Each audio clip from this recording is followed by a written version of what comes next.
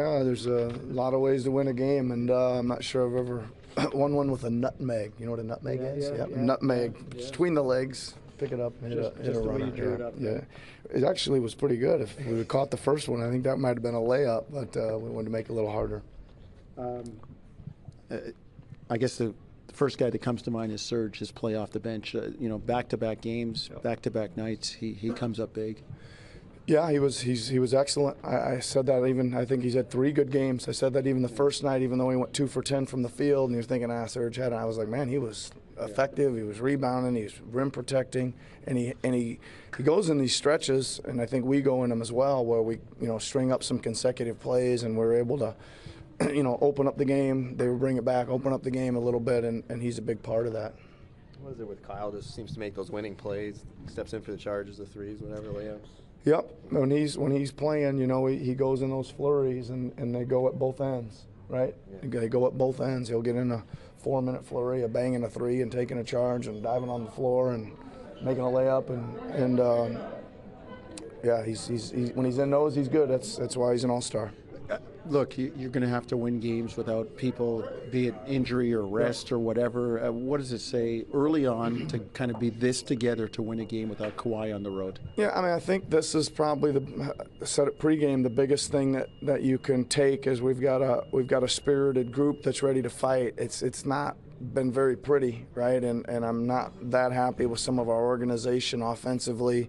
We're making a lot of plays, and I've got to do a better job of getting us a little more organized. And I'm not sure when that's going to be because we've played so many games here, right? Yeah. So we'll have tomorrow off, and then we'll play another game Monday. So maybe next time we practice, we'll try to get a little bit more organized down there. He started Norm. I see he's plus 20. That kind of stands out. What do you think about him? He did good, right? So we give a couple. I think we made 3 changes to the starting lineup from last night, so we give some other guys some shots and tried to again look at some combinations. He had a little bad run there at the end of the half, right? But it was like he came out of there with a loose ball and threw it ahead, and there's probably about 2 guys in the league that make that play, and Wall's one of them, and darts in there and steals it, and they hit a 3. It kind of changed the momentum there at the end of the half, but. I told him it was a pretty good aggressive play, right? Yeah. So, but I thought the second half he did good. He was just more solid in the second half. You started CJ in the second half, and it kind of reeks of, look, this guy's worked hard. He's given us some stuff. Let's give him a chance. He did a veteran thing of he hasn't made many shots, so he decided to get himself involved in other ways. Got his hands on a bunch of balls. Got to the rim a couple times, which he doesn't do a lot, but he can do. But you're right. He stuck out he really stuck out or stood out in the first half with just his energy. Coach, your team is up by 10 at the time of Beal's technical and Scott's ejection. How do you make sure you use the word spirited second go? How do you make sure that your team controls its own emotions in that situation? Well, those situations have an interesting way of sometimes not working out the best for you, right? You get the free throws, and all of a sudden it seems like they get a fire in their belly, and again, reacting to a coach being tossed usually spurs a good reaction to a team. And we talked about it. We're all on the timeout saying, hey, listen, we really got to move our feet and keep our hands off, and they're going to put their head down and go to the rim, and it's going to be hard for us not to foul them. So let's try to keep them off the line if we can. That's about all.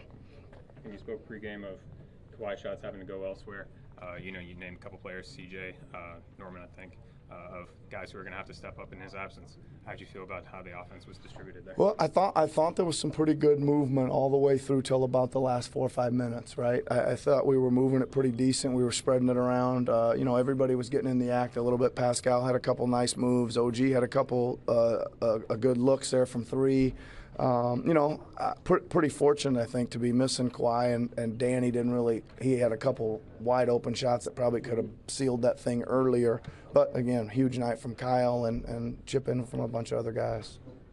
You mentioned the movement of your guys not where you really wanted it to be in the last few minutes. How important was Pascal in getting that back, including those 2 offensive rebounds leading to the Lowry 3? Yeah, again, I think we did a good job of getting some extra possessions. Pascal and Serge were on the glass there, right? We weren't getting the best shots in the world, but we were getting long possessions or multiple possessions and a couple cracks at it a few times. He was good tonight, Pascal.